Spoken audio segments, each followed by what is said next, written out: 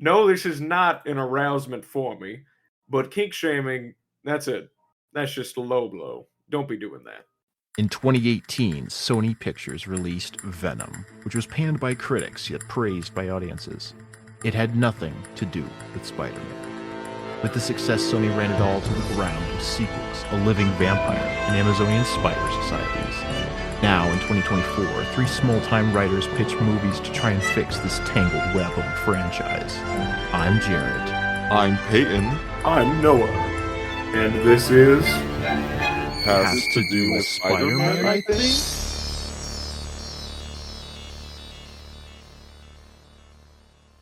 Hello, everybody. Welcome back to Has to Do with Spider-Man, I think. We don't know what we're doing, but we're having fun, and that's what makes it fun. Does Spider-Man show up this week? Who knows? Maybe. We got no idea. We're all as in the dark as you are today. Including Noah, who wrote our newest pitch. Yes. So, hello everyone once again. I'm Noah. I will be presenting the script for today, and I am also joined by... Jarrett? Wait. Dude, why are you saying my name? I'm not Jarrett. I'm Peyton. And I'm Jarrett. Don't people will get it confused. Yeah, I was assuming you guys would realize to say your own names. Yes, but I didn't know who would be going first. I think Peyton didn't either. So we're both just like, who's gonna go? My script today is going to be about El Muerto. Yay! Yay! The excellent movie that never came to be, maybe for the better, but it's here now. Let's give a quick history lesson about El Muerto before I get into my pitch for the script. El Muerto was one of the Sony Spider-Man Cinematic Universe movies that was supposed to be coming out. Was it this year or last year? I think it was last year. Yes, it was supposed to release in 2023, starring Bad Bunny. Oh no, it was this year, January 12th, 2024. Starring Bad Bunny. It is about the character of El Muerto, a classic Marvel supervillain. So classic they knew they couldn't top his first arc, and so they never used him again. So classic that he's shown up in 3 issues of Marvel Comics since he was introduced back in 2005, I think. He was introduced in Friendly Neighborhood Spider-Man. Not even like the main book. I'm going to make sure that I have my facts correct here, because I don't want to... We don't want to be spreading misinformation on the podcast. This Exactly. podcast about fake movies that don't Right. exist, but we want them to, as a joke. We wouldn't tell lies on the internet. In 2 issues of the Friendly Neighborhood Spider-Man in 2006, number 6 and number 7, created by Peter David. He has also appeared in a handbook and was mentioned in the United States Superhuman Registration Act during Civil War. That is why. And during this arc, he is a luchador wrestler who has a magic mask that ended up killing his father due to the mysterious golden armored spirit of their family, who takes people who wear the El Muerto mask, gives them strength, and then if they don't give it back and beat them in a fight, they're just dead. It's just really sad. El Muerto does not have the courage to fight El Dorado. His father takes the hit. El Dorado promises that he will kill El Muerto again if he does not defeat a masked fighter. So El Muerto goes to New York, finds J. Jonah Jameson, and has J. Jonah Jameson set up a cage match between him and Spider-Man so he can defeat a masked rival. Kind of cold, though. That's kind of cool. Yeah, and that is pretty much the story. Spider-Man ends up beating him because during the fight, this is when the whole Spider Totem Morlun thing is happening all over. Mhm. And so Spider-Man has a stinger that just shoots out of his arm and stabs El Muerto in the What? leg. Are you serious? This was peak Morlun era. El Muerto goes down, and J. Jonah Jameson starts crying about how Spider-Man had a knife in his sleeve, and he did not win this Yeah, I'd fair be and crying square. too. Yeah, me too, man. Spider-Man goes to check on El Muerto in the hospital, and and that is when El Dorado shows up to kill him. El Muerto and Spider-Man end up teaming up to defeat El Dorado, and the way they do it is because El Dorado has golden armor. Spider-Man just makes a chemical reaction that melts his armor off of his What? skin, and Muerto just punches him out, and that is the end of that story. So it was a neat premise, a premise that had some legs that was used as a 3-issue filler arc during the Morlun stuff, just to kind of pad a couple issues before the next larger arc, most likely. And Sony thought that they would make a 2-hour movie out of this 3-issue pitch. Yes, absolutely. There's nothing wrong with that, I don't think. Kang, I need you to distract El Muerto. Why does Kang need to distract El Muerto? Muerto is clearly like a Galactus level threat, dude. Dangerous.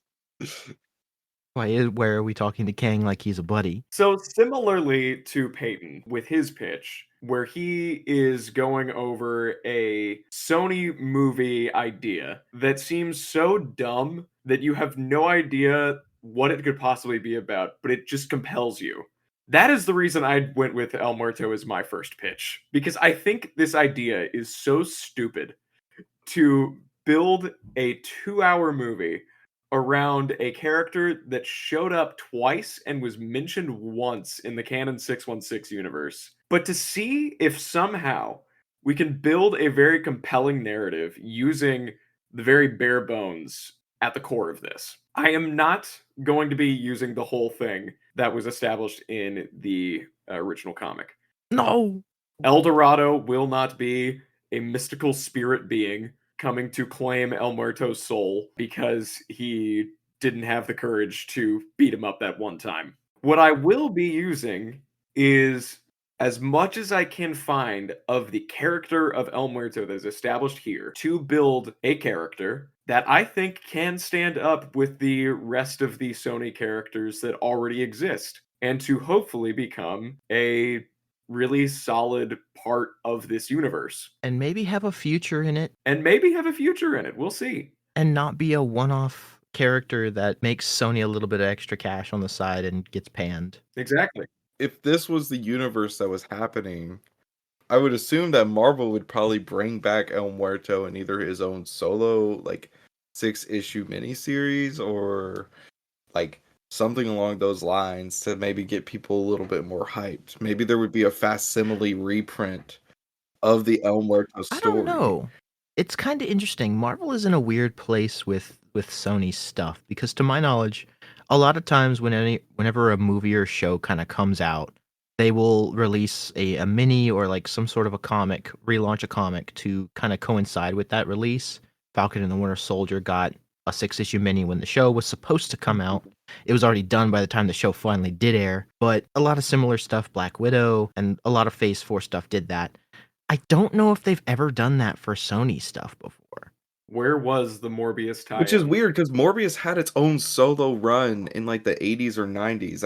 I work at a used bookstore and we get Morbius all the time. And I was like, well, I had no clue that Morbius the Living Vampire was a solo thing. I just thought that he was just a Marvel villain. It's interesting. I don't know if Marvel ever did any like Morbius promo. Or like brought him back in the comics to kind of coincide with the release, or if it was just kind of happenstance. Venom's obviously just a mainstay Marvel character at this point. He's constantly has miniseries and ongoings happening. So I don't know if that you can really correlate those with either movie release. The King in Black was just a Venom Sony tie-in series. Madam Web certainly didn't get jack. Well, hey now.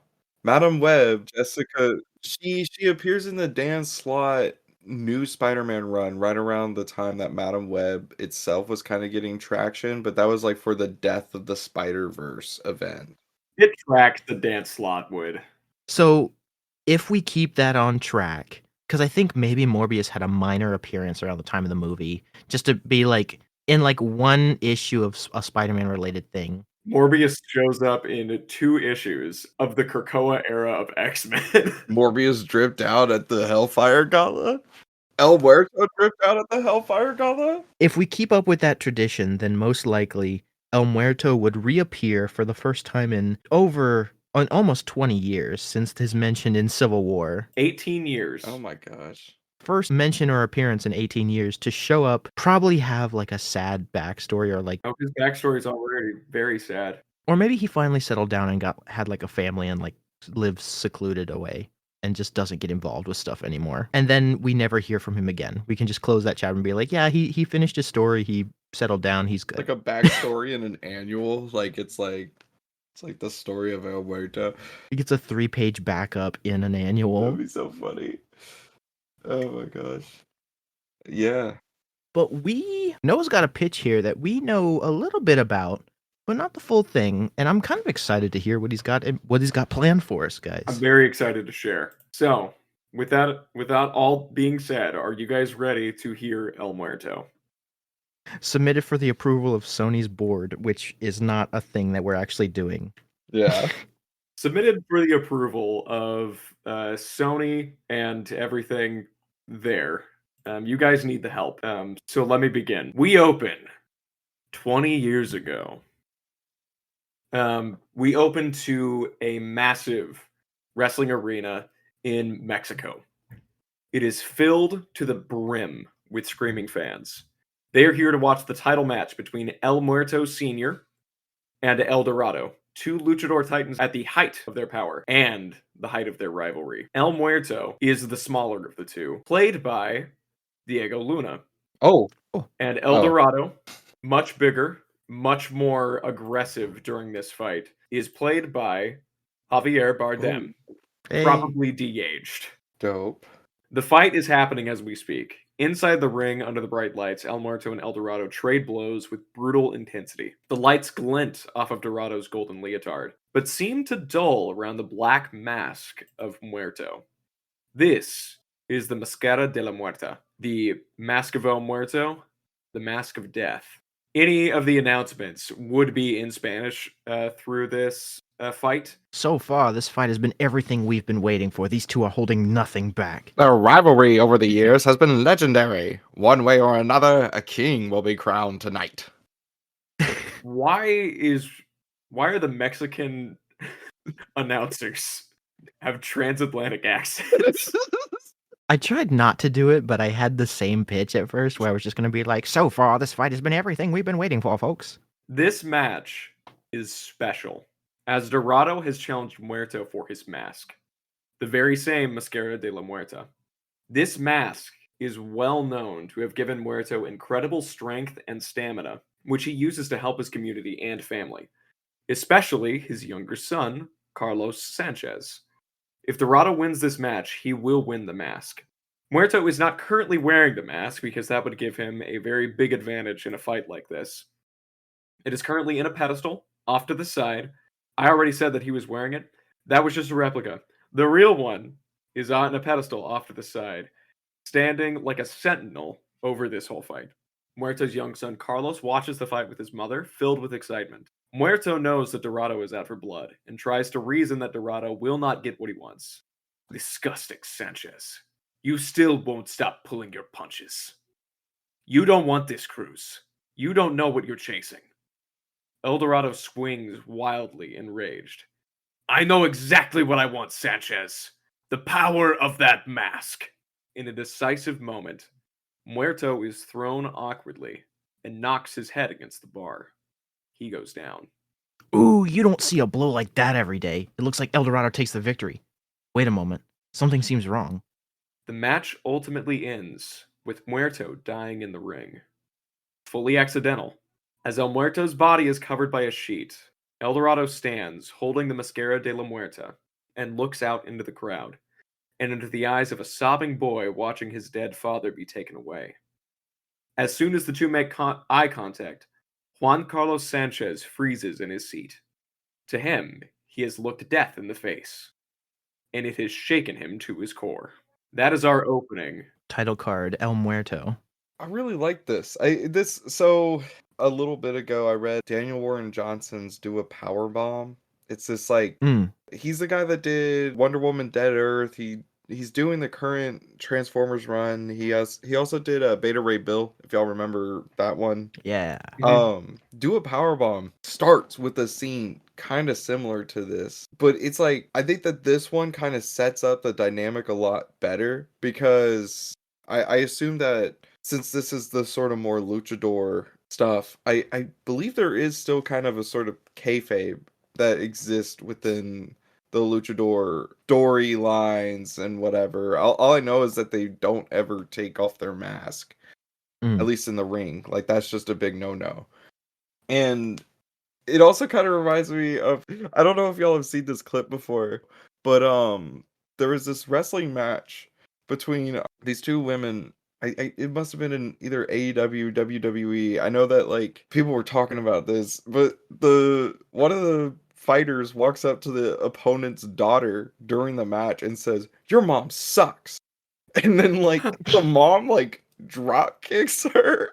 Like it's like insane while the kid's like screaming and like yelling. And I don't know why, but this kind of reminded me of that in such a weird way. It's such a funny clip. I'll have to send it after the pod because it's like she just walks up, "Your mom sucks," and the kid's like, "No, no," and then like the mom like tosses her around, like wins the match. Heels in wrestling, and regardless of the format or the culture surrounding it, have this intense like kayfabe that is just so fun to It watch, is. and especially heels or just the people that you just love to hate. There's a guy, I don't remember his name, and of course, people who are watching from the Dark Universe podcast, they have a whole channel dedicated to wrestling stuff. So I know Dylan is absolutely knows who this is, but just straight up like took a photo with a kid and like made sure to catch him like giving him the finger like as the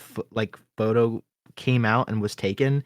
He hates his whole personality is that he hates the audience, he hates the fans, he hates whoever he's fighting, and he is going to win and leave and give you the finger as he leaves. Like he makes his entire personality that he hates everyone involved with the entire situation of wrestling. And it's one of those things where it's like people love to watch somebody like be ungrateful or just angry all the time in these sorts of scenarios and just dial that up to 11. It's it's so crazy. I think that you established that El Dorado is already this villainous force in the storyline of like the wrestling alone, but the fact that he committed a genuine murder, at least in the eyes of Juan Carlos, it's this sort of showcase that he's a villain in both aspects. Mm. It kind of makes me wonder though if obviously we haven't read the rest of the pitch. This is the first time I'm seeing the script. I wonder if El Dorado might have some sort of confrontation, and don't answer this yet, with El Muerto that's like, I didn't really mean to kill your dad, or something along those lines. Like, I wonder if this was a genuine thing, like he had to kill this dude to win, because I don't think that murder is legal in Mexico. I don't believe murder is legal in a lot of places. Yeah, probably not. In all my research. Yes, it is. I can confirm it is illegal. It's legal in Simcaria. I've just decided that right now. Ooh, some Karya. You've just decided just now, after your pitch that took place in Sincaria, where there was a lot of So murder happening. so wait, you Now mean it's that legal? entire post-credit scene from your pitch, which airs before this one, was a legal event that cannot be acted upon by the law system of the I'm law. playing. I'm playing. I totally forgot about the post credit thing that made it rated R. I don't know. Just imagine Don't- everybody, like the entire population of Simcaria is just like, oh, well, okay. Well, that's legal. I mean, they didn't do anything wrong. They see the news with. Well, I won't spoil some of that in case you haven't seen episode whatever the one we're on.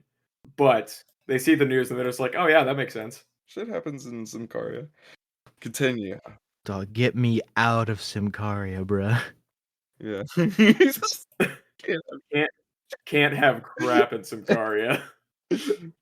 We've had the prologue, we've had the title card of El Muerto. This is a good time to mention that the director I chose for this project is David Leitch.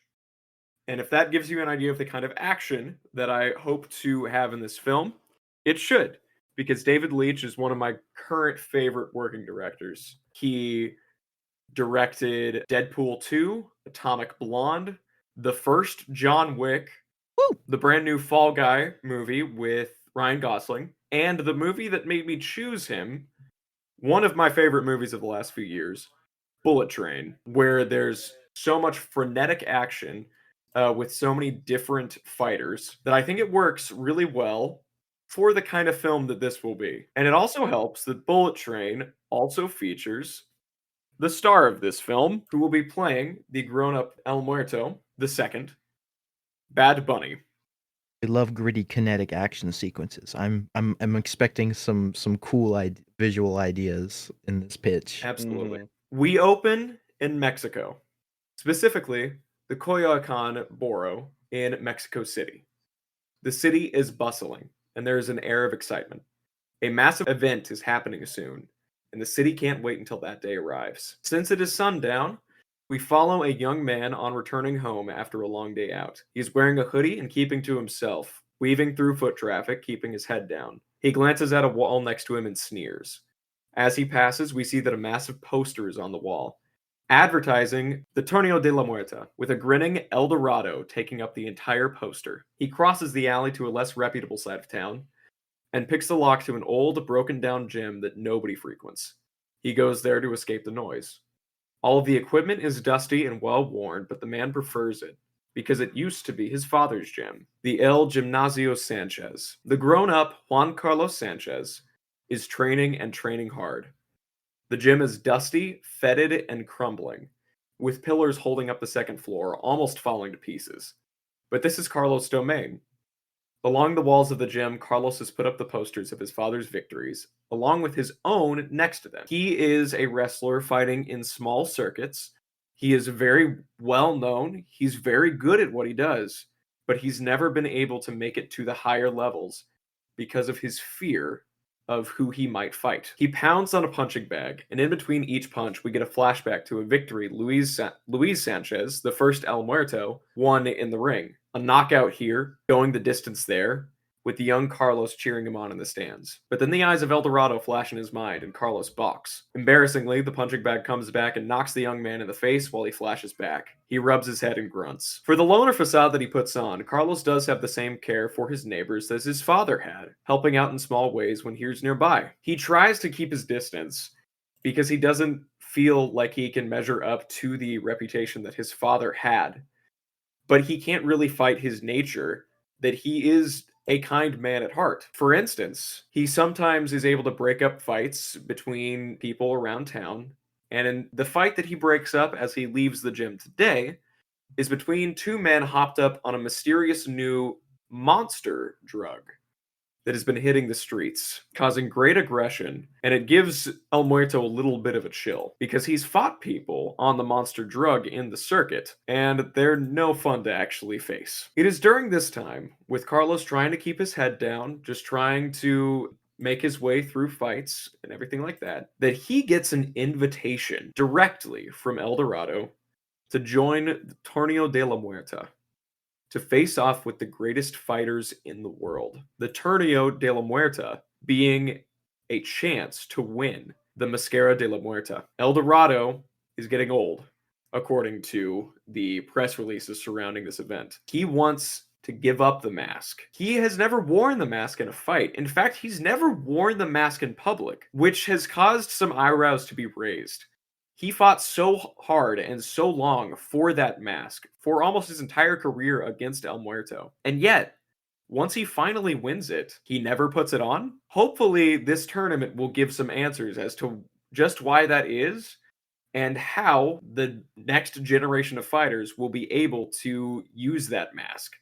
Because it does give great power, great strength, great stamina. It is a mystical mask, but exactly how, we don't know. Initially, Carlos refuses the invitation, held back by fear. His greatest fear in the world is to fight El Dorado and die in the ring like his father did. And that has held him back from joining the larger circuits. However, his mother, who he still lives with, convinces him to accept. She is a practical woman. The death of her husband obviously hit her hard, but she has been able to maintain their livelihood and their living situation using some of the old winning proceeds from Muerto matches and things like that, but also by maintaining good relationships with the community and with their remaining family. She is a kind of moral role model for Carlos in this respect, but she still sees that Carlos is restless and needs to be doing the same thing that his father did because it is what they do. So she convinces him to accept, not only because the mask is his father's legacy that he needs to earn back, but because she wants him to come into his own. She quotes a saying from his family: "We never regret the fear we conquer." I like that. This statement is the impetus for Muerto's arc. Besides, he hopes that he may be able to take the mask without facing Dorado. Why would Dorado be in his own tournament? This is a chance to, win it back, try to avoid the Golden God, just kind of breeze through it. He's confident that he can do it. Carlos arrives at Dorado's estate, just outside of Mexico City. Massive estate, built with years of winnings and earnings. It is a gorgeous place, kind of in the trees, very tall, multiple storied building, with many small arenas erected around the estate. And many fighters from around the world have already arrived. And this is where Dorado greets Carlos personally. Carlos is in his guest quarters, where he'll be staying. There's a knock at the door, and Javier Bardem's Dorado, real name Eduardo Cruz, walks into his room. Carlos is shaken. He never expected to be meeting this man face to face so soon. Dorado has a very odd veneer to him. He cryptically apologizes for the pain he caused the boy and says that he wants to give him a chance. This is where Dorado announces that he will be in the tourney and hopes to face the boy. Carlos is nearly frozen in fear. Dorado has entered his own tournament. For what purpose, nobody can really say. Will he be winning the mask back for himself? That would make no sense. He's also much older than most of the combatants. Dorado's in his 50s by this point. He's still at the peak physical condition, but he's nowhere near the same age as mid-20s Carlos. What is going to happen with that? He meets some of the other fighters and is tested for any drugs in his system. The monster drug is a big no-no for Dorado's tournament, as most drugs usually tend to be, but this one specifically. Dorado's first fight is against Montana. If you all know of Montana from the Spider-Man lore, Montana is a member of the Enforcers, a kind of criminal group of enforcers from New York. All three of the Enforcers have entered the tournament because their buyer, who we won't name for this one, but it's one of the higher-up criminal heads in New York City, has made them enter this tournament so they can get some money and some notoriety for this dude's claim to fame in the underworld. Montana, Ox, and Fancy Dan are all here. Fancy Dan, played by Mike Faist of Challengers fame. Nice. Ox, played by Terry Crews. Okay. Who has experience working with David Leitch after he showed up in Deadpool 2 as whatever dude he played. He was in Deadpool 2? He was. He was one of the X-Force members that died a horrible death. Was he? Yeah. Who did he play? Let me see. Terry Crews, Deadpool 2. He was. He was Bedlam. Yep. Huh.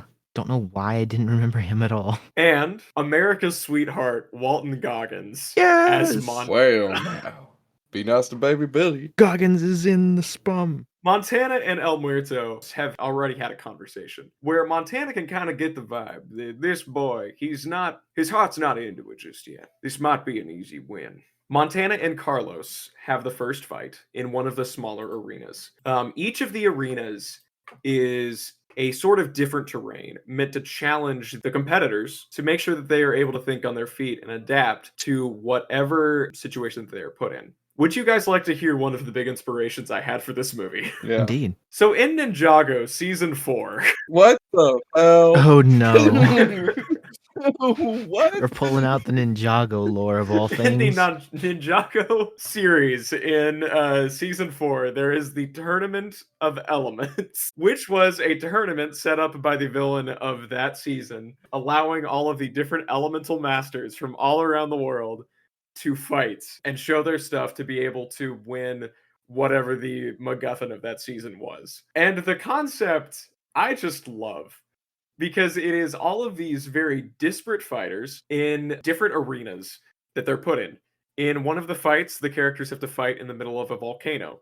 In the other, That's kind of dope. they have to fight on a cliffside where one of the characters can manipulate gravity and they go bouncing all around that. This won't be to that extreme level, but there will be elements of that kind of sprinkled in. Elements of the Battle of Elements? Yes. I also realize that I am just describing Mortal Kombat as well. There's heavy anime influences. There's heavy like fighting game influences. Absolutely. I was more drawing the connection to like an anime Yeah, no, tournament this arc. is also a tournament arc. I was not expecting the Ninjago connection. For those that are unaware, Noah is a niche micro celebrity in the Yes, Lego thank you very world. much. We'll have a link in the podcast description. You will be the only one with The link. inspiration, anime tournament arcs, Mortal Kombat, and Ninjago. That's where we're Dope. going with today. Love The it. fight between El Muerto and Montana is what I envision to be in a wooded area. There are trees all around. It is elevated in certain levels, so kind of like this forest biome fight. Montana, his weapon is a whip, and yes, weapons are allowed. The fight goes. This is fascinatingly against He the brings rules. a gun to the Guns are not allowed. Martial weapons just are like poor Oh. sport. blade. They fight. Muerto has never fought against somebody who uses a whip before. In fact, he makes several jokes about it, about whether or not this is arousing for Montana or not. Montana, he's just a nice guy. So he's like, you know what? No, this is not an arousement for me. But kink shaming, that's it. That's just a low blow. Don't be doing that. Please forgive our Goggins impressions. None of them will be They will good, all be but they will funny, all and be there funny. will be many Goggins impressions going forward. This is where we find Muerto's big skill. His big skill will be in strategy. He is a great guy to be able to think on his feet and adapt to whatever fight he's in. Muerto notices that Montana is very over reliant on the whip. He's very good at using it, but it is a crutch for him. And especially in this wooded environment, getting into a clearing would be great for Montana because one good whip crack would be able to probably take Carlos down. But if he's able to keep him in the woods, if he can get his whip tangled in one of the trees, that might be the end of it for him. And he's able to do just that. Montana, getting frustrated with how the fight is going, doesn't pay attention to exactly where he swings the whip. It gets wrapped around a branch. Muerto is able to steal it from him, swing from it, and get a knockout punch that brings Montana down. Muerto has won his first fight and moves on to round 2. And after this, he's feeling some more confidence. And he starts to hear about some of the other fights that have been going on and where he stands in the tournament. This is going to be our huge cameo fest, pretty much, because I'm including as many fighters as I can to figure out who we're going with. El Dorado has moved on from his first fight against a man called Scorpion, also known as Mac Gargan. We have Delilah, an assassin character that I did not know about until researching, was able to defeat Flying Tiger, a animal themed villain who glides on a wingsuit, but is also dressed in a tiger fursuit. Yeah, this Okay. is Flying Tiger. Will he show up again? Who knows? We'll just have to wait and see. I appreciate your inclusion of a lot of very, very deep cuts Yeah. with no intention to bring them back yourself. No, absolutely not. You guys can include as many of you as these guys as you want. Just going forward. Or never again. It's up to you.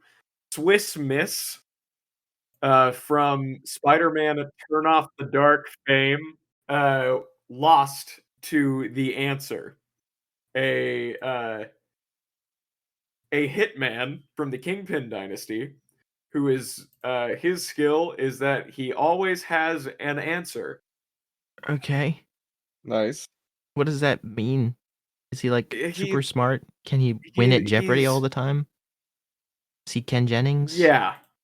Um, all of the enforcers were knocked out round one. Ox lost to Tarantula, a cocky acrobat fighter who El Muerto actually forms a pretty big bond with right at the start. Tarantula will be played by Jolo Menzuela of Blue Beetle fame. Good. Grizzly beat Fancy Dan. Grizzly being one of the 1,000 animal-themed villains from Spider-Man. There are so I many. would like to say that Grizzly might have bitten off Fancy Dan's hand, but Fancy Dan will be showing up again. What do you guys say on is the over/under on losing a hand? I'm down. Okay. Does he lose a hand in the comics? Is that No, a it's reference to not. I anything? just think it's funny if this guy named Grizzly like bites his hand off. That would be cool. I'm down. Okay, I buy Fancy it. Dan loses a hand. That's canon. Fancy Dan loose hand. My initial thought when you think of Grizzly is like a bear claw scratch. So I'm like, he's like very well dressed. He's very nice and neat. But Fancy Dan has like this big bear claw scratch across his Actually, face. you know what? Okay, we'll go with that. Losing a hand and a bear claw scratch. Fancy Dan did not come out of this tournament very very good. And then White Rabbit faced Joystick. Joystick, played by Catherine Newton, takes the win. She is another incredibly deep cut who is well known for always gambling in whatever she's doing. She Oh, yes, Catherine Newton, Lisa yes, Frankenstein, yes, and Abigail, and and Quantumania, Quantumania. yep, and Mm. Detective Pikachu. Whoa.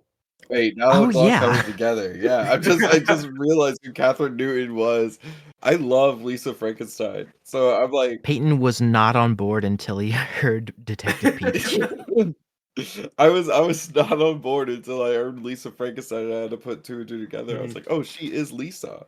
Joystick takes the win. She was gambling on her own fight against herself, so she loses money on this fight. Oh no. She bet on the other person? Yes, because she's not good. Bad at She gambling. expected to lose and accidentally won, and she's Yes, pissed about that's it. exactly what happens. She, Carlos, and Tarantula are the three that kind of form a bond through this tournament because they're the three youngest, and they end up hitting it off pretty well. But then the big one, Carlos hears about Midas. Midas is one of the current greatest fighters in Mexico, and he is El Dorado's son, hence the gold theme. Midas is Okay, well yeah. known for his aggression. He's well known for never holding back in a fight. And for this tournament specifically, he will not be holding back at all because that mask will be his no matter what. And Midas, he ended up winning a fight against this spider guy from New York who just showed up kind of last minute. He was a big showboater. He claimed that he was going to be taking it all the way to the top. There was a little bit of referee concern because it seemed like he had way too much strength for this fight. And nothing really showed up weird on the drug test or anything like that. But Midas kicked Spider-Man into the ground. It is not a close fight. In fact, it is humiliating. And Spider-Man just kind of shuffles off the circuit with his tail between his legs. And I don't know if we're going to see him again. So this has Yes! to do with Spider-Man? This pitch has to This do with has to do Spider-Man. with Spider-Man. For sure. We love it. Yes, finally. And our first appearance of Spider-Man in this movie is as a cocky, insufferable showboater who gets his ass beat easily. Does he have his voice credited in the credits? Or We'll see. We'll see. We'll see. Now that our act 1 is done, let's talk this a little more. Can't be going too fast now. Yeah, My come bad. on now. Come on now, boy. Come on now. Can't be doing that Go now. away, nerd. Can't be doing it. Tired of your worthless chiming. To quote Walter Goggins. Yeah, thank you. I love that so many great actors are in this. Yeah, it's a crazy star-studded cast. Like, my mom used to talk about how there's there used to be movies that were just called, like, she would call them SNL reunions, in which it was just like a ton of people that were like Saturday Night Live people were coming together and making a movie. And Y'all ever like, watch Hot Rod starring Andy Samberg? yeah. That's exactly Yeah. that. No. That's exactly that. Yeah. And that's what this kind of reminds me of. Obviously not an SNL reunion, but it's a lot of these stars that people are big fans of right now, like Lisa Frankenstein's Catherine. I love the idea of taking a bunch of the well-known stars of the time and giving them just completely random characters to do whatever they want with. Yeah. Random characters, minor roles. It's like seeing Chris Evans and Scott Pilgrim. I mean, we've got Javier Bardem playing El Dorado. It's like if Scott Pilgrim came out today and it was an unadvertised Chris Evans. Yeah, right? It's like, wait, what? Exactly. That's kind of like Yeah. free guy. And that is kind of where I'm basing this. Another reason that I chose David Leitch is because his movies are kind of like that. He seems like he just is able to attract like actors who want to work with him. Like you look at Bullet Train, that cast is Such a good stacked. movie. Mhm. And like the Deadpool movies and things like that. This is par for the course for a Leitch movie. Unadvertised Ryan Reynolds in that movie as well, which was hilarious when I watched it for the first time. I forgot Michael Shannon was in that movie. Sandra Thoughts Bullock. on where we're going with the tournament for Act 1? I'm loving this setup, like genuinely. We've gotten little pieces, we've gotten a lot of teases, a lot of hints. Spider-Man is in our universe, he is established. But I'm loving this setup. I love that his emotional journey is front and center of this pitch thus far. Like it's very clearly about him. He's been convinced to kind of reclaim his father's legacy or this representation of it, but we do not shy away from the fact that he is terrified. Yes. No, that's one of the big things that I decided to keep from the original story, which is interesting. El Muerto in that original 2 issues, his whole impetus of character is that he is kind of a coward when it comes to facing off against El Dorado. The circumstance is different. El Dorado is not a spirit being coming to claim his spirit Grim Reaper coming to claim El Muerto's head, but the core conceit is the same. He is terrified of facing this man that ended up killing his father because he loved his dad, obviously, but he doesn't want to die in the same way. And that's kept him from going into something that he's genuinely very good at, that he's good at, that he enjoys, that has been in the family for a long time. Mhm.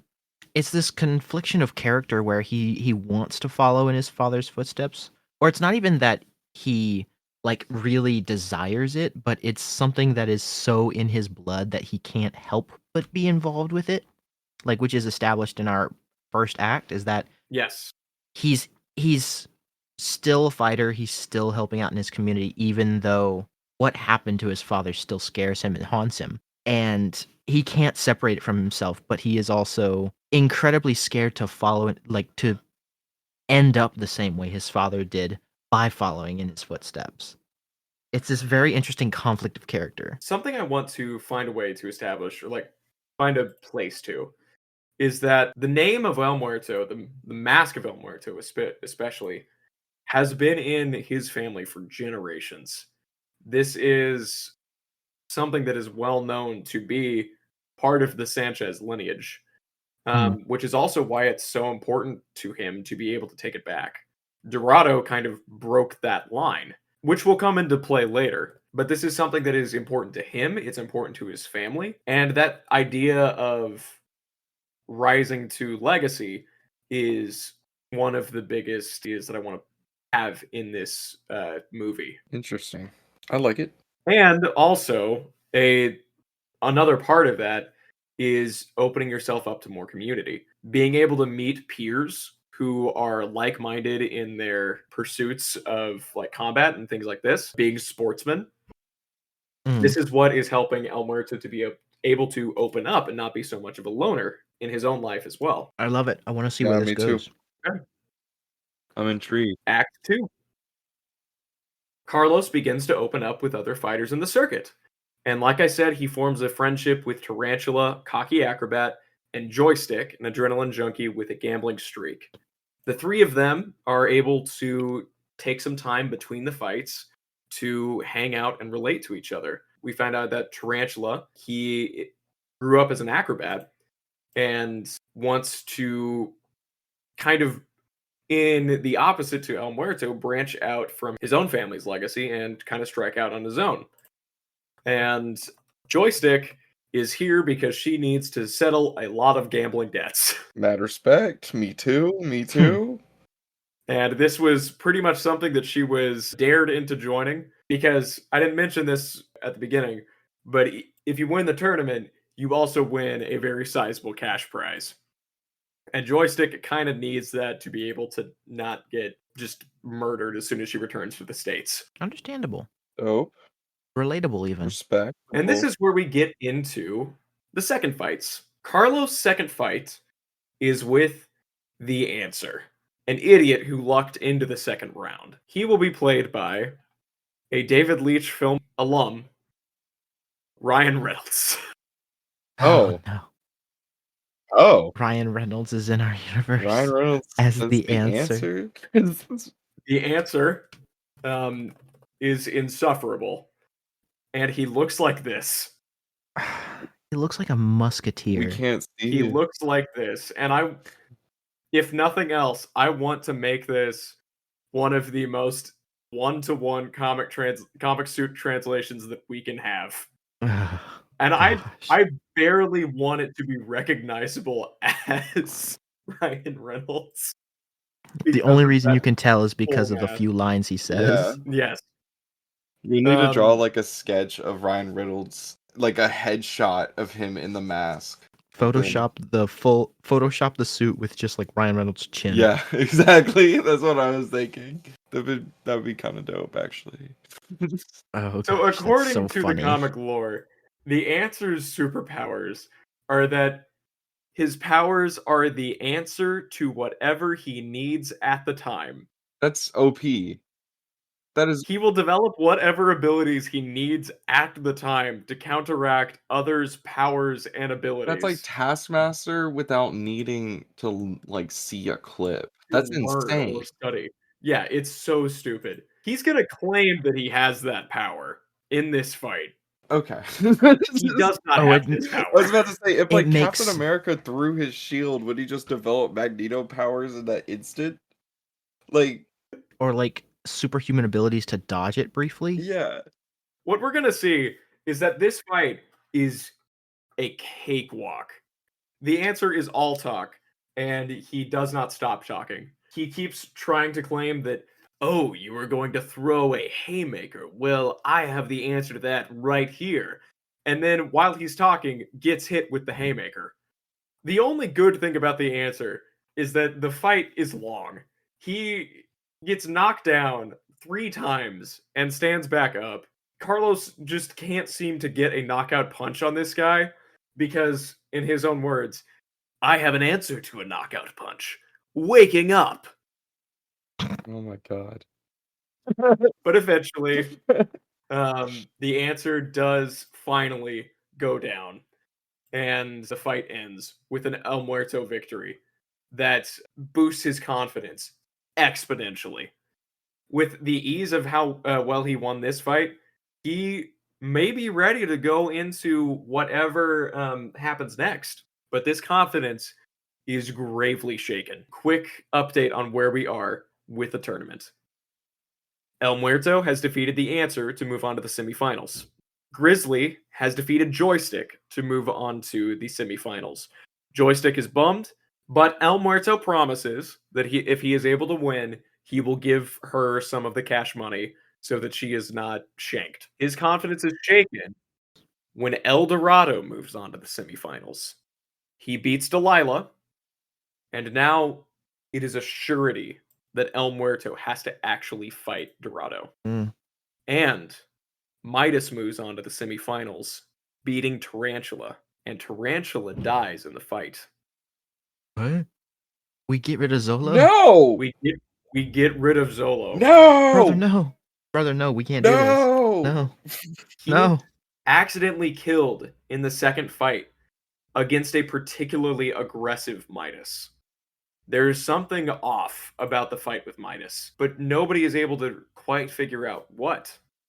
Muerto is concerned that there might be something going on behind the scenes with Midas, potentially related to the drug test. But Oof. Midas is the son of El Dorado, so there's no real way to actually prove it because Midas can just pay off anybody he wants, right? This shakes Carlos's confidence completely. Not only does he have to face his most biggest fear, but one of his friends is killed during this tournament, and he doesn't know what to do with himself. Despondent, Carlos leaves the estate, completely discouraged. He goes to the El Gimnasio Sanchez to clear his head. Carlos crosses to the door from the alley, like he's done a million times. He carefully picks the lock on the door and slips inside the gym. He briefly breathes a sigh of relief in the place so familiar, but stops when the light from the skylight above shows an issue. His equipment is a mess. Plates are thrown all over the room. His sandbag has a hole in the side, leaking its filling. It's ridiculous. Someone has been in here and has not been taking care of his stuff. Carlos grimaces as he starts to clean up, before hearing a creak up above. He snaps to attention. Who's there? A second creak. Carlos feels a shadow pass over him. Show yourself, coward! Out of the shadows, a young man steps forward. He is dressed in a bright red hoodie with blue accents and wearing a wool mask that covers his face, except for two wide eye holes betraying the age of this kid. He is shorter than Carlos and much skinnier, but carries himself with swagger. He dusts his hands nonchalantly. Now, man, I totally get not wanting a gym membership. Like, Planet Fitness is extortion. But come on, this place is closed. It's kaput. See, we have a problem here. This place is locked from the inside, and yet here you are. I don't know what you'd call it, but where I'm from, that's breaking and entering. It's against the law. Carlos is aghast. The kid leans against the dusty salmon ladder. Where are you supposed to be, Nino? Local moral authority. Now, if you'll let me take you in, we won't have any problems, and I hear they've got a great gym at Rikers. Carlos laughs heartily. The nerve of this kid, thinking he was some kind of police officer. You? Take me in? I'd like to see you try, bug. That's more like it. Carlos steps forward without hesitation, immediately trying to wrestle the kid to the ground. With little to no effort, the kid slides away long before Carlos can grab him. Carlos grunts and swings a punch around, but again his fist is nowhere near the target. In an instant, Carlos feels a punch on his side and falls backward into the salmon ladder. The kid strolls around the gear, rubbing his knuckle. Now, how do you feel about Prison Orange? I think it'd go great with the purplish bruise forming right about now. Carlos spits at the kid before standing up and leaping forward, trying to grab this obnoxious child. He misses a third time and is tripped up by his opponent's outstretched leg and goes tumbling. God, you're slow. Are all the hardened criminals this outclassed? Shut up, Capullo.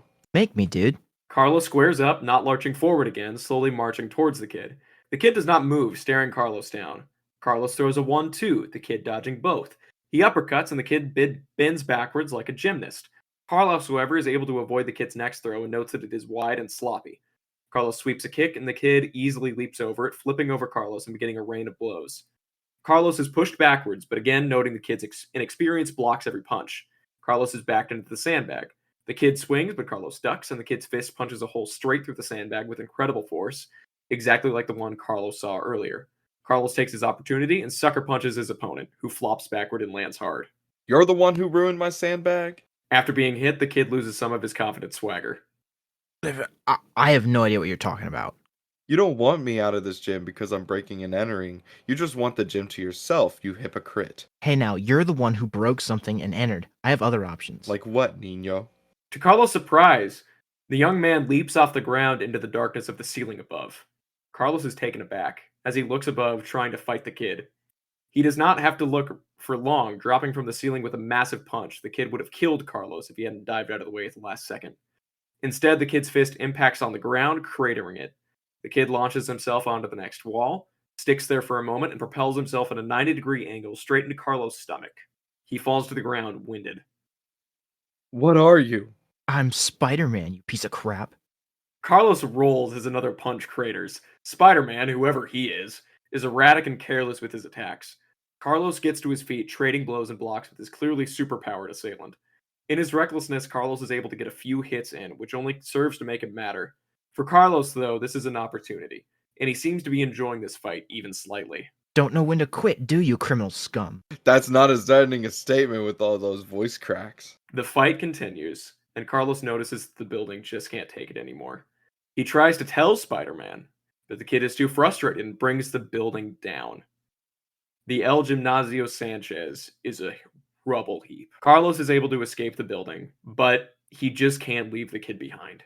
He goes back inside, helps Spider-Man out, and the chastened Spider-Man is now able to have a conversation. Sitting in the rubble of this establishment that means so much to Carlos, it's emblematic of all of his fears, that they would just all come crumbling down as soon as he began this fight.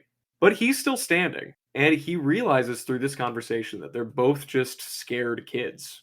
Carlos is scared to fight and regain the legacy of his father. And Spider-Man, to his credit, is scared to show his face in New York after the humiliation.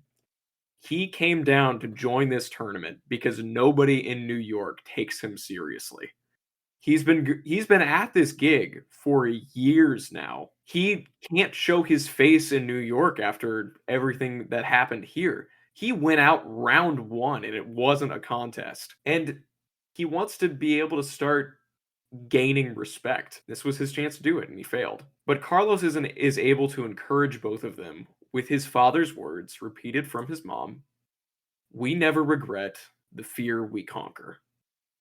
And it's with those words that the two are able to split up on amicable terms. And Spider-Man agrees that he will return to New York, but he kind of blew all of his savings on the airfare to Mexico, so he's going to have to hang out just a little longer. Carlos returns to the estate, ready to face Dorado. And this is the fight we've all been waiting for. In Act 2, the fight, which takes place in Dorado's own personal gym, which has been expanded for this tournament so that people can watch and enjoy. It is slow, but agonizing, with Carlos taking a severe beating. He still hasn't fully overcome the fear in his eyes, but he withstands every punch and does not back down, eventually wearing out the older man. Because remember, Dorado is in his 50s. He is not built for this in the same way that he was 20 years ago when he fought El Muerto the Senior. All it takes is a quick flurry and a sucker punch, and Dorado is knocked out. Damn. And this was the fight that Carlos was so afraid of. And with that, it's over. He's conquered his fear, hasn't he? This is his whole arc that just ended. But Carlos and Dorado have a brief conversation afterwards. Dorado congratulates his opponent and says that he is hoping that he goes all the way, that he is able to win the mask, because the mask never worked for him anyway. Carlos moves on to the final fight against Midas, and that is the end of Act 2. Okay. So our emotional climax has kind of happened to lead us into Act 3 rather than at the height of Act 3, which is very interesting. I'm curious how this will play out, or if this will sort of bring together like a different sort of conflict now that we're at this different stage in the plot. I love this back and forth with Spider-Man. I will say he also has very cheesy lines. Absolutely. Yeah. I'm Spider-Man, you piece of crap, is horrendous. And I love it. But this is a Sony Also, movie. calling him criminal scum like he's a stormtrooper in Star Wars is also funny. Yeah. That is part of the point. And I'm fine at if this when this actually gets made, editing it a bit. But the purpose of that entire scene was to kind of set up where Spider-Man is at this point. And this is kind of where it might get a little goofy with some of the other placements that we have. And so I'm willing to edit this once we have more of a solid idea of our Spider-Man. But this pitch has to do with Spider-Man. For it certainly does. And it serves as both an introduction in this movie to the webhead and as a mirror to El Muerto, where Spider-Man is clearly much more immature. He's just insufferable. And I want that to get across with the lines that he thinks are cool that just come off, like you're saying, as just absolute cheese. They're disgusting when you say them out loud. But he is still driven by fear and a lack of courage when it comes to establishing himself as the man he's supposed to be, which is exactly where El Muerto is. This back and forth and the destruction of the gym, which I want to probably return to even more than this, because I want it to be kind of a reflection of Muerto's mental state, where he's very strong, he's very able, but the gym itself is falling apart. It hasn't been serviced. It hasn't really been touched in any kind of maintenance way since the death of his father, but it still needs to grow and change over time to be able to reach its full potential. Also, what El Muerto has to do. So the gym falls, they have their heart to heart, and that is what gives Muerto the strength to be able to finally go into the fight against Dorado. It also, given like its description in this plot, it also sounds like it's not even a very long fight. No.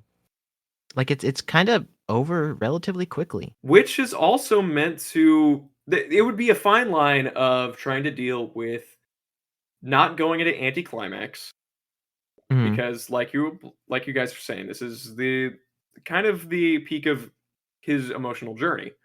But also being realistic in this. Dorado is in his 50s. He's not at his peak. So any fight he would have with Muerto would be over pretty quickly, almost like he'd been fearing nothing at all. And that is something that Dorado is aware of, and it might be part of the point in Dorado's own story that is happening in the back. But we'll get to that.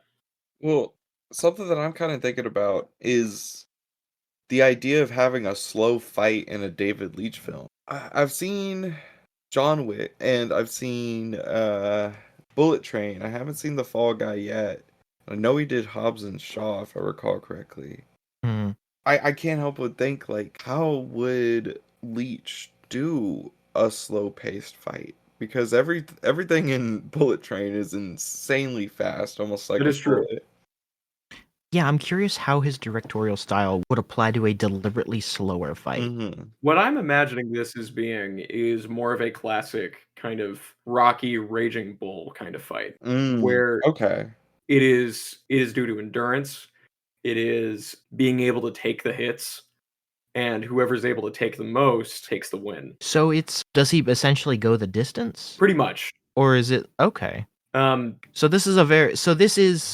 it reads like a short fight, but really that's just because yes. it's a lot of rounds of of Muerto being beat down, but eventually tiring Dorado out Mhm. and being able to use that opportunity to finally knock him, Yes.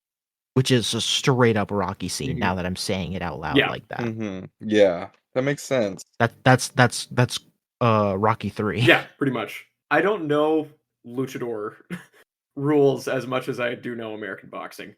So if that is completely off base with how a luchador fight can go, then I am fully accept that it's not my expertise in this area. But that's the kind of emotional core that I'm thinking of. I like that. With a tournament movie like this, one of the challenges that I found was kind of knowing how to balance how many fights there would be and how to make sure that each of the fights goes into the character growth through it as well. Where you have like the first fight with Montana, it's Muerto getting his bearings, being able to understand that he does have what it takes to make it in this circuit, even if it's against Walton Goggins. And then the next fight against the Answer was supposed to be deliberately a cakewalk, which raises El Muerto's confidence to the peak that it has been in a long time. And then after his confidence is broken, the Spider-Man fight is more to able to help him recenter, to be able to understand what's really important, to regain the courage to face his fears. And then the El Muerto fight is where he finally faces his fears, is able to kind of avenge his father in that way. But there's one more big one to go, and that is what leads us into Act 3. Let's do it. Okay. The intensity is high as Carlos prepares for his final fight. Midas has proven himself to be the heel of the tournament, seemingly not even really bothered by accidentally killing Tarantula. The other fighters give Carlos encouragement, especially Joystick, who is still very friendly with him, and Montana. Montana just kind of shows up every now and then. He's ready to go back to New York to go talk to his employer, but he's still here because he likes El Muerto, like as a person, and he just gives him odd Southern wisdom from time to time. Goggins just trying to be friendly and be like, you know what, kid, you got this. Like how he talks about now, Carlos, Mr. Sanchez, you will absolutely be able to fight this Midas character. Because honestly, he's got his nose so high in the air he could drown in a rainstorm. Just like Southern like analogies. He couldn't find his own butt with both hands, even if it itched. I love this characterization. Uh, so yeah, Montana just comes in and out. He might show up again. He might not. I'm trying to decide. But Muerto decides that this fight is going to be both for his father and for Tarantula. And all of the other fighters are behind him because this is the final. And Muerto has proven that he is worth cheering for. He calls his mother, who I probably try to have show up throughout the movie as well, thanking her for everything and claiming that he's finally ready to seize the mask. His mother praises his work so far and cryptically states that he'll have his father to thank at some point. Our Midas is played by Amadis Fati. Just before the fight, Midas corners Carlos. He claims that the mask is his inheritance to lose. And as we already know, he is the son of El Dorado. Carlos' family lost the mask, so no matter what his father has told him, it will be his. This whole tournament is just an unnecessary detour for Midas to become the greatest warrior in history, and he will do anything to claim that mask. Carlos considers the statement and stands as this will be his to return. The fight starts in the same arena as the prologue. Carlos, championed as El Muerto risen from the dead, and Midas, the king in gold, perfectly paralleling the fight between their fathers. The Mascara de la Muerta sits in a trophy case above the arena. Muerto says to himself, I will return it, father. The fight begins and Muerto realizes something. Midas is sluggish. He's angry but reckless, throwing wild punches that Muerto can easily dodge. Something is up. The more tactical fighter, as we've seen him established through the movie, bobs and weaves, wearing out the Golden Warrior. Muerto is thrown down, however, and Midas slams his fist onto the ground where his head would have been, denting the floor. Muerto is confused. Where did that strength come from? But it doesn't matter. Muerto throws the exact same knockout punch that felled Dorado, and Midas is defeated. Muerto is crowned victor of the tournament and wins back the mask. He has redeemed his legacy and holds the mask in his hands, staring at the skull-like design with pride. He puts it on to cheers from the crowd and his fellow competitors. But he is interrupted when one of the referees takes to the arena. He announces that after a blood test, it was discovered that Midas has been pumping himself full of the monster drug. He has been bribing all of the referees away from this. Chekhov's meth. Chekhov's meth. You always got to be on the lookout for Chekhov's meth. You never know when it might show up again. It's one of the lesser known writing mechanics found in Save the Cat. Yeah, it's from Save the Cat. Chekhov's meth. It's crazy. Muerto steps down from the podium and over to Midas on a gurney where he is talking with Dorado. Midas begins a crazed rant about how the mask should have been his. It was always his. But Dorado, shaken, shouts that it was never his to begin with. It was never Dorado's to begin with, and that it always belonged to the Sanchez family. The power was never theirs. Something happens. The drug interacts with the increased stress and rage in Midas's body, and he begins to mutate. His arms and legs bulge and contort, his chest expands, and a sickly greenish hue covers his skin. Hulk? Midas leaps from the gurney, a Hulk-like hobgoblin in size, swatting both Dorado and Muerto away. Muerto crashes through the arena stage and goes unconscious. What? Okay. This is a twist I was not expecting. Carlos awakes in a dreamlike state, thinking kind of the Flower Road from Coco. He is wearing the mask in this world. He looks around confused and is greeted by none other than his father. His father congratulates him on winning the mask and that he is so proud of his son. Carlos asks why the mask didn't work for Dorado, and his father chuckles. The mask was never meant for Dorado because he wasn't a Sanchez. It is a mask empowered by the strength of Carlos's family, passed down through generations. It isn't the mask of the dead. It is the mask of our dead. It is a legacy of communal strength and protection that is now Carlos's to use. And he needs to use it now to save the community. Carlos embraces his father. Kind of like it's the luchador Black Panther spirit world. Kind of Yep. dope. Yeah, very similar. Yeah. I like the translation error. It's like it's Yeah. because so there it's like because it's just a one word difference to mean that has so much of a different meaning once you realize it. Mm-hmm. Not the dead, but our dead. It's a belonging. Yeah. That's kind of awesome. That's a good thing. I like that a lot. And with this, Carlos finally kind of has everything he needs. He's conquered his fear. He's avenged his father in a sense. He's avenged Tarantula. He's been able to reconcile with his father over all of this through the spirit world, and now he has the mask, which gives him the strength that empowers him. He awakes and he throws the rubble off of his body, shouting a challenge to the Midas monster. People are panicking, escaping the arena. In his stead, some of the other competitors have attempted to battle the monster, but most are unconscious. Montana waves at Muerto before he is launched by his whip across the stadium. Well, now. Hey there, boy! I thought you died. Whoa! Muerto jumps across the stage with his newfound strength and dukes it out with the monster. This is the true final fight. Taking some video game experience, this is phase 2 of the boss fights. Batman Arkham City. He has a second Or phase. Batman Arkham Asylum, where it's like the juiced up Joker. It's an Elden Ring boss. It is a brutal one, too, with many a sickening crunch to the face.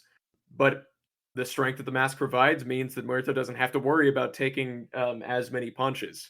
He is able to withstand a lot of that strength. In envisioning this monster, I'm not picturing super huge, complete Hulk-like thing. More kind of the same shape and size, not size, but kind of the same shape as the Spider-Verse Goblin Okay. in this fight. So That's a pretty big is dude. Midas still like Midas from the comics? You mentioned Hobgoblin earlier. Are we supposed to now believe that Midas is something of a hobgoblin or goblin himself, or is he? He's something. We'll see. We'll see what happens. Okay. What was very funny is that I went through a lot of different characters when trying to figure out exactly who this contemporary rival of Muerto would be. I knew from the beginning that I wanted him to be Dorado's son, because that theme of legacy goes really well with that. But I was trying to figure out exactly what alias he would have. I considered having him be Black Tarantula, which is somehow a separate character to the actual tarantula. I considered actually having him be based on some of the indigenous spider people from Madame Web, Las Arañas? the Las Arañas. Oh my god. And there could still be some of that connection. It'd be really funny if we're in Eldorado's mansion and there is like a fertility idol from the Los Arañas just sitting there. That'd be crazy. That would be a wild cameo. It would be a wild cameo. It's like the Creature of the Black Lagoon's hand being in the prodigium thing in the first. But then I was reading through other, the very, very minor Spider-Man characters, and I found this alias of Midas the Golden Man. I have taken nothing from him.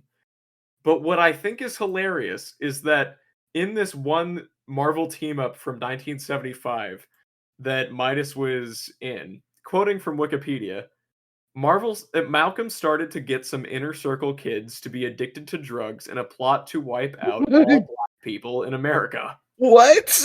Oh my god. I think that is insane. That's insane that that was in a Marvel comic book in 1975. That's wild, yeah. I am not using that entire section, but I do think it's really funny that Midas the Golden Man, his one appearance was connected to drug abuse. Holy shit. So you put a juicing plot in your wrestling movie as I a did. indirect reference to some obscure dude from a Marvel team up. That's impressive, Noah. Thank you. I'm very proud. But even with the power that he has, Muerto may not be strong enough until a web sticks Midas' arm to the floor. Spider-Man arrives and stands by Muerto's side, thanking him for the pep talk. Muerto asks what brought him back, and Spidey says that he'd be a real tool with all that talk of protecting people if he didn't actually do so today. And he still needs money for airfare. In a battle worthy of the title Marvel Team Up, Muerto and Spider-Man, and some of the other competitors, battle and defeat Midas, knocking him out and trapping him under rubble. The day is saved. Spider-Man asks Muerto if he can finally pay for his plane ticket back to New York. No longer the loner, Muerto checks on each of the competitors to make sure they're okay, and aside from some broken bones and bruised egos, they're all fine. Except for Dorado. Thrown by his son's monstrous form, he was gravely injured.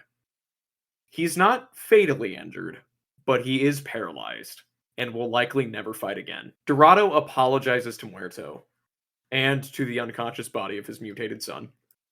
The business with the mask drove a wedge between them that could never be repaired. Dorado explains that he knew from the moment that he put the mask on that it wasn't his to own. That everything that the former El Muerto had been telling him, that it wouldn't turn out like what he thought, that he was chasing some false dream. It was true. The mask belonged to the Sanchez family. This whole tournament was a chance for Carlos to take that back, to take back the legacy, and to be able to face his fears that Dorado knew he had from that fateful day. Could he have done it in a more normal way? Could this have been solved with a conversation? Probably, but luchador matches are all about the theatrics. Dorado charges Muerto with using the mask for good, as his father did, and helping his son Midas to craft his own legacy without having to steal someone else's. Dorado crowns Muerto the victor of the Torneo de la Mascara, and El Muerto takes the title. Woo. And then our epilogue. I like that. Out of curiosity, what made you want to change it from Dorado actually passing in this scene? Because on the one hand, I think it'd be cool to have Javier Bardem show up in El Muerto 2 as the weird cryptic mentor character once we get to El Muerto 2, because that's probably going to happen. Goodness. And I think it's worth it to keep around for both Dorado and Midas to be able to form their own legacy without, like I said, chasing after the Muerto legacy. And Dorado being alive for that to help mentor his son so that his son isn't completely lost after probably many criminal charges related to this tournament. He's there to be able to support him so that, unlike Muerto, Mhm. Midas doesn't have to grow up without his father, even though he is, a man. But you know what I'm saying? I like hmm that. 'Cause I like that a lot. I want to keep Midas around as well. He is not going to be redeemed immediately because he's done a lot of terrible stuff in this tournament. In fact, you probably could put the death of Tarantula as a murder charge, seeing as Midas was hopped up on Monster. Mhm. Hmm. That will factor. But he has a support group. Bro drank too many energy Yeah, he drinks. has a support group now. Um, to maybe work on leaving the heel title and to actually be a good fighter. I like that. I like Now that our a lot. epilogue.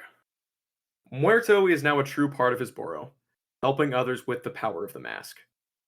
We hear that, contrary to Spider-Man's fears that he'd be a laughingstock back in New York, he is finally cementing himself as a celebrity with the televised defeat of that weird goblin creature.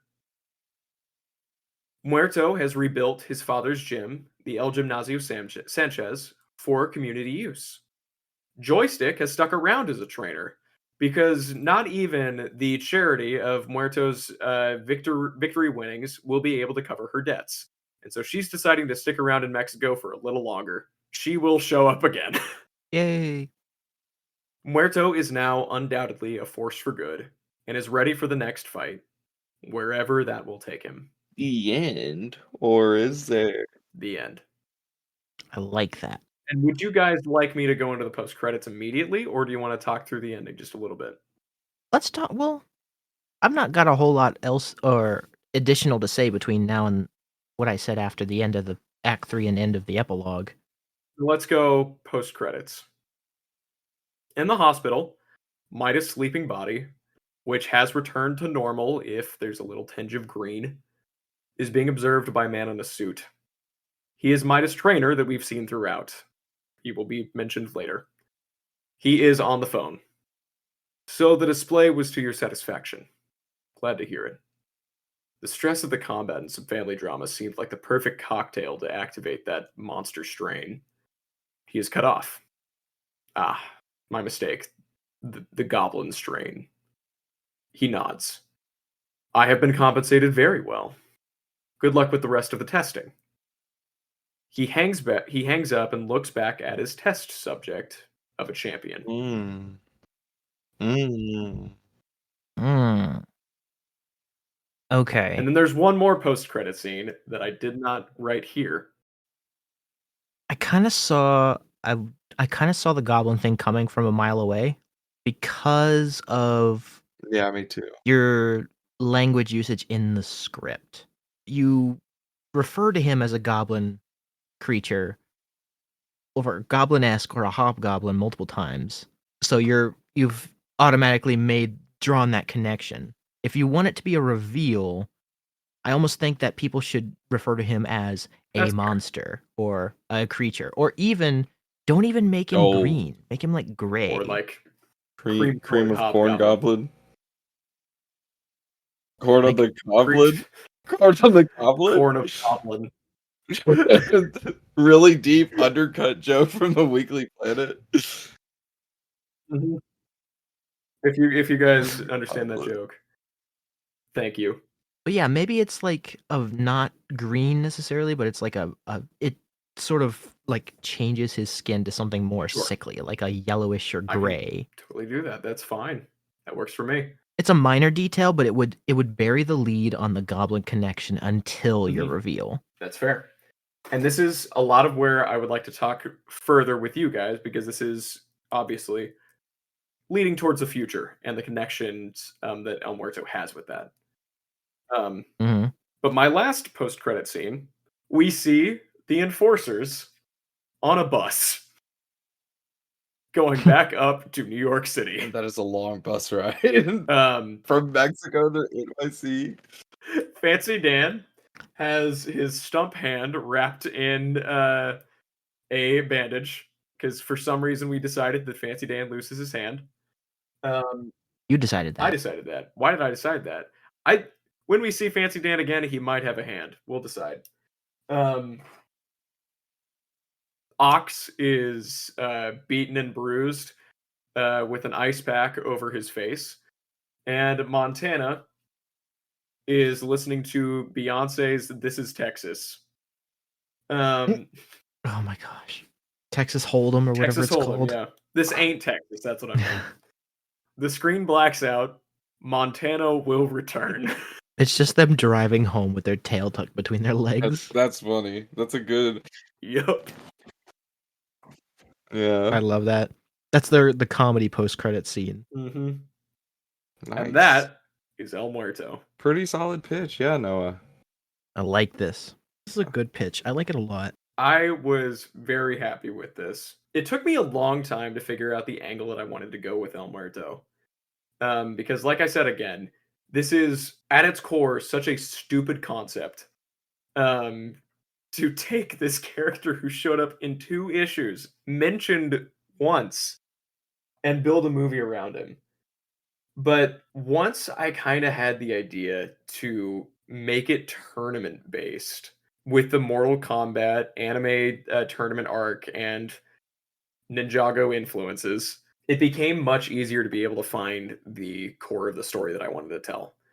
That Muerto needs to conquer his fear and reclaim the legacy of his family using this mask as the impetus. It's not the most complex character arc or anything like that, but I think it is a good way to establish this character in our universe as an origin story. Yeah. I kind of like how you don't do certain origin story, I guess, tropes. Yeah. Like this, he doesn't get bitten by a radioactive luchador mask or something. Like it's not. If this was a real movie made by Sony, I could absolutely see, without like delving into a little bit of like just controversial elements, I could see a film that involved a lot of generic cartel bad guys. Very Mhm. stupid. Wouldn't do something that's like a tournament arc. And a dude with a magical luchador mask, which, depending on how you Mm-hmm. use it, could be seen as culturally insensitive, being used to punch the Like lights out of Madam cartel Web did not members. need to be about what it was.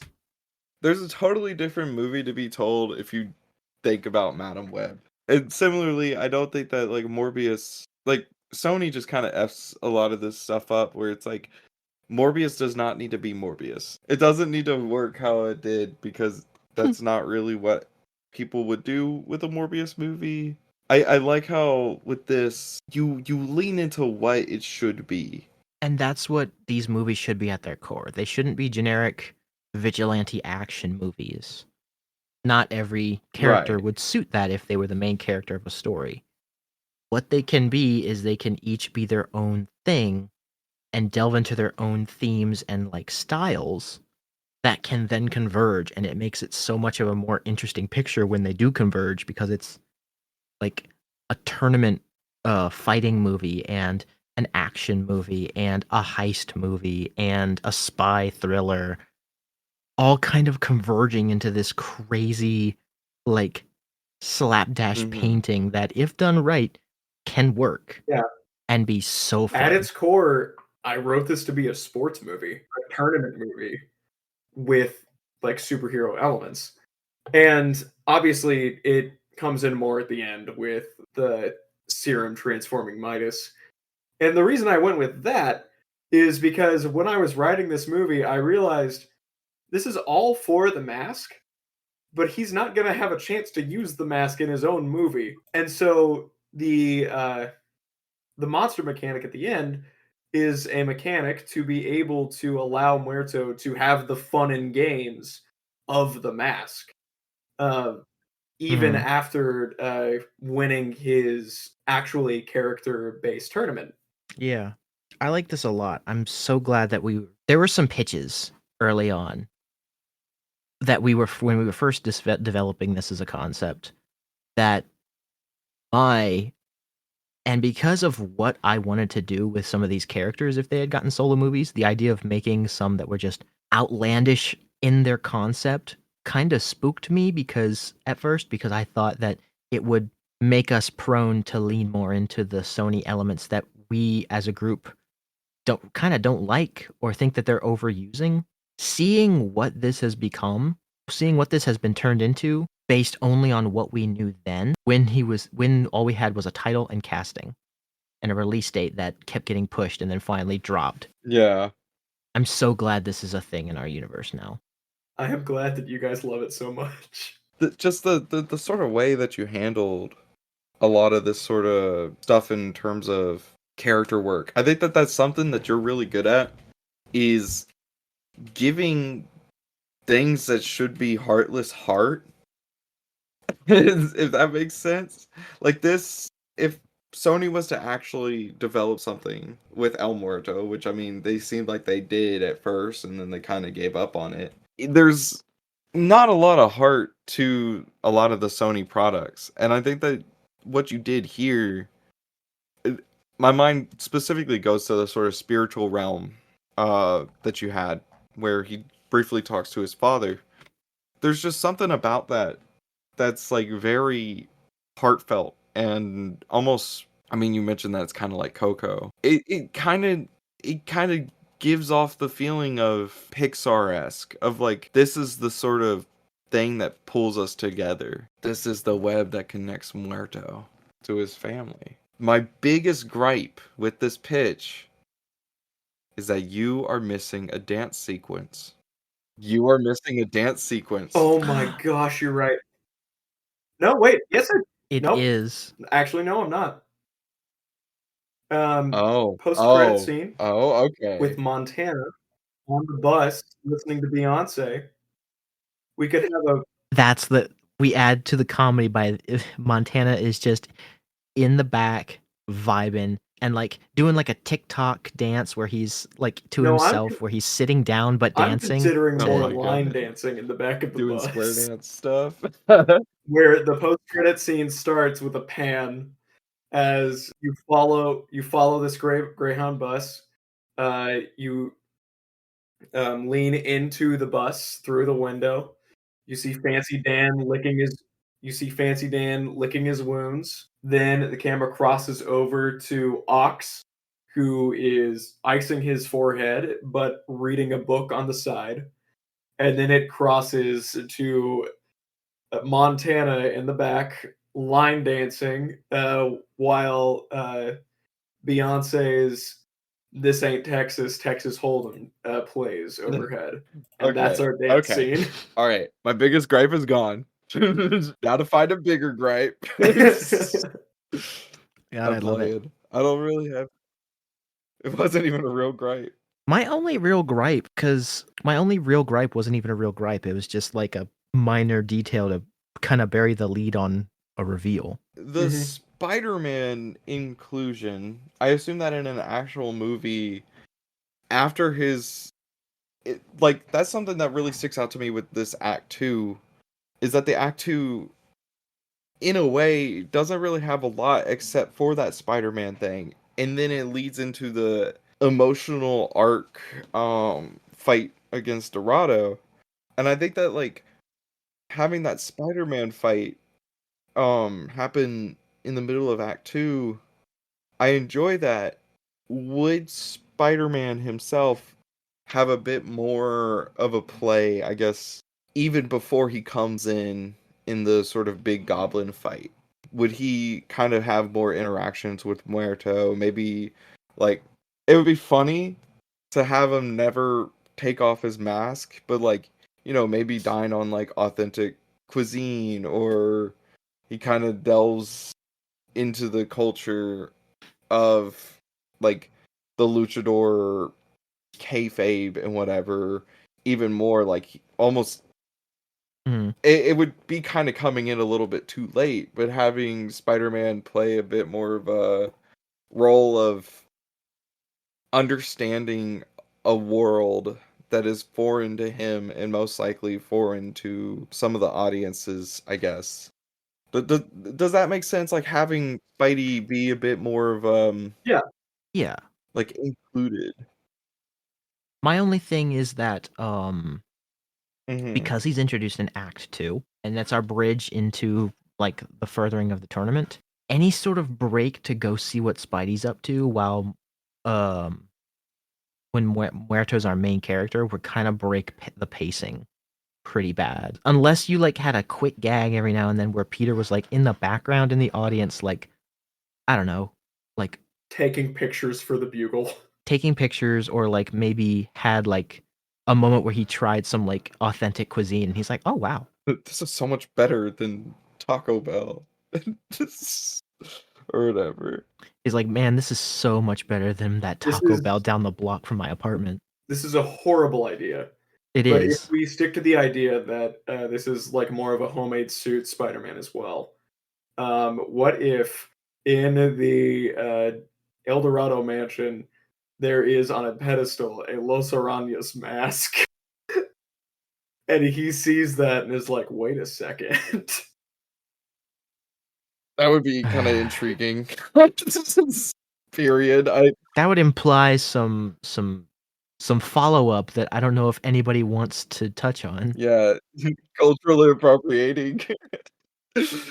We keep building on this stupid bit that Spidey is like a big fan of cultural appropriation. Like, I don't remember if I cut that bit out of the first episode or not. yeah, I don't. I hope you don't because it is a really stupid It's so gag, but stupid, but it's really funny. it's kind of hilarious. Of like, oh, Peter's just really dumb. A hint towards Spider-Man's casting. He was big in the 2000s. Period. No, don't say anything more. In the 2010s, may I say. Fred Figglehorn. That's right, baby. We're bringing in Lucas Cruikshank from Fred the God. movie and Fred 2006 to 2009. Big in the 2000s, even bigger No. in 2010s with Fred. Fred 2, Night of the Living No. Fred. No. Fred 3, Camp No. Fred. No. Fred the Show. No. No. No. Fred. Does this mean No. that we're recasting who played Richard Parker? Uh, Joseph Gordon-Levitt. Oh, No, not him. No. Hotel for It Dogs. was the Hotel for Dogs.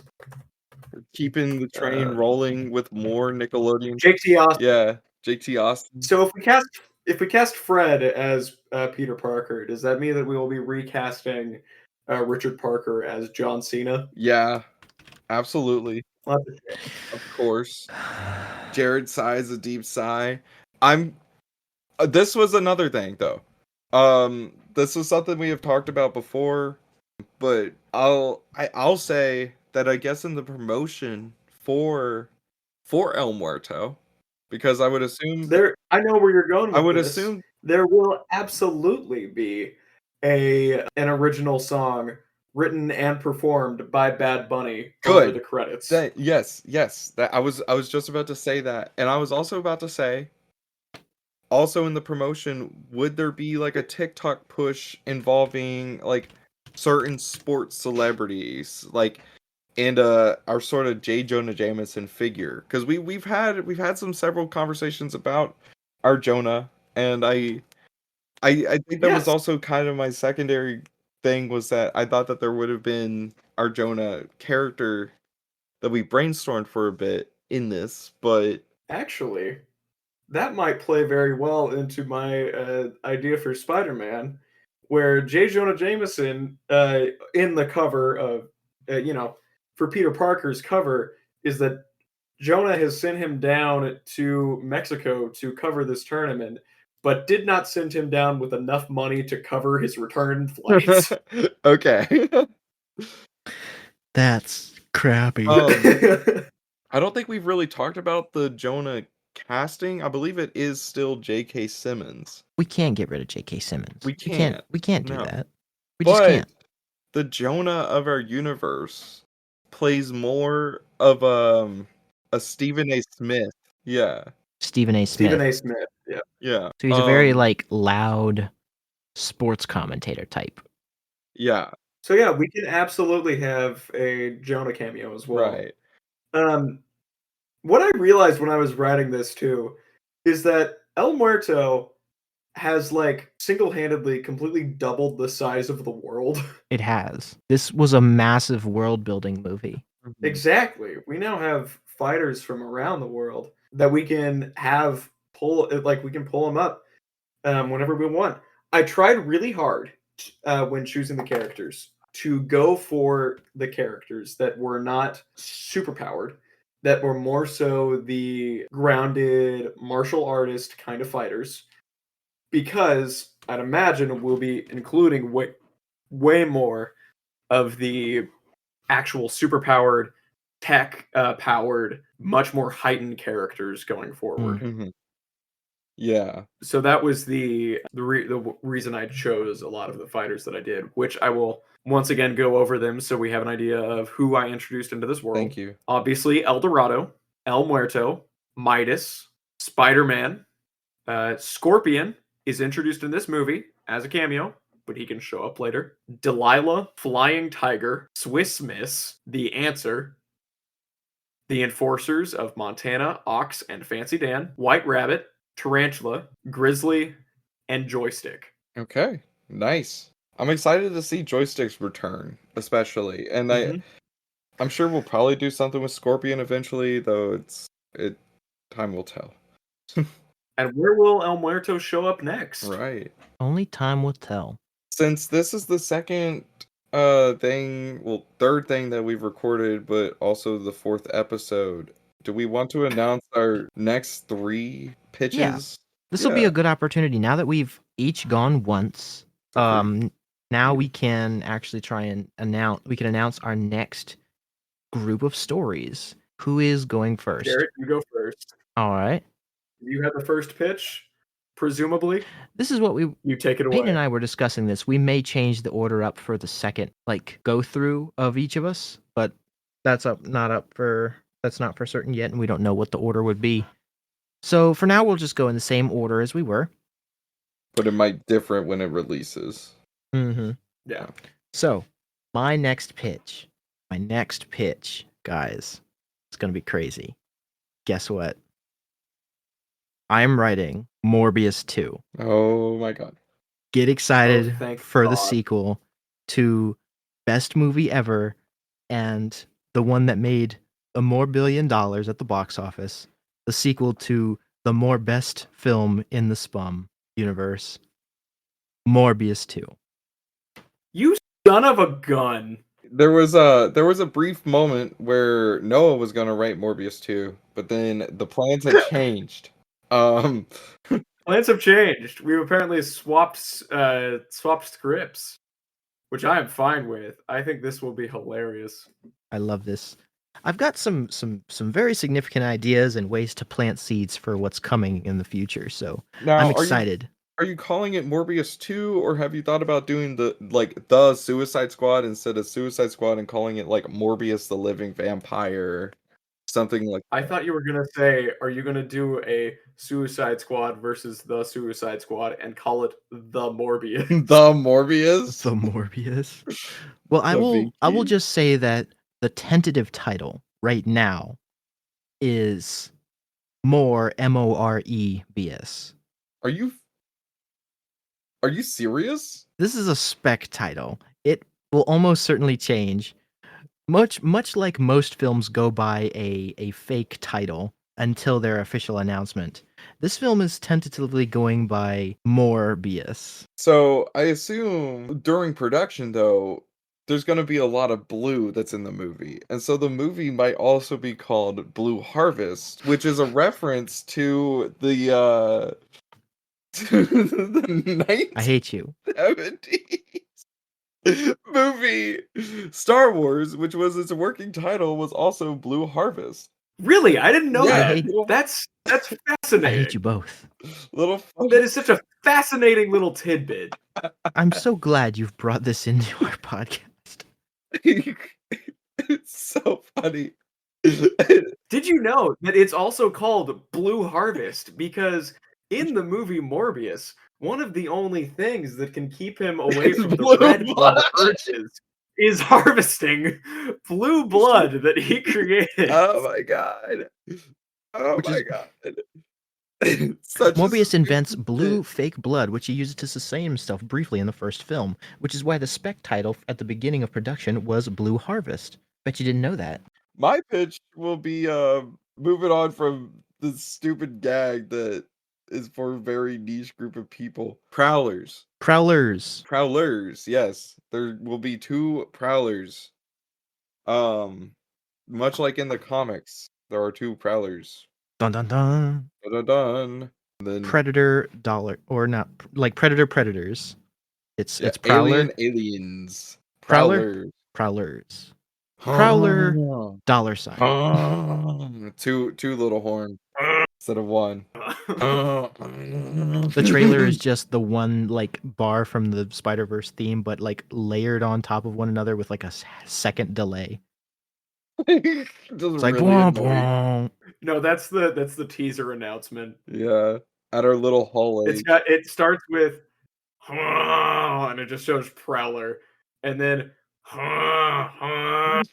the S comes onto screen. They're like, what happened to the first Prowler movie? That didn't happen. There's no Prowler. There's just 2 Prowlers. But yeah, I'm really excited for it. I've been working on it. There's gonna be some fun little ties into things that you guys have seen before. Yeah. Noah, Noah. give us your pitch. So while I was writing this film, one of the standout characters that came to me as soon as we casted Walton Goggins was that of Montana.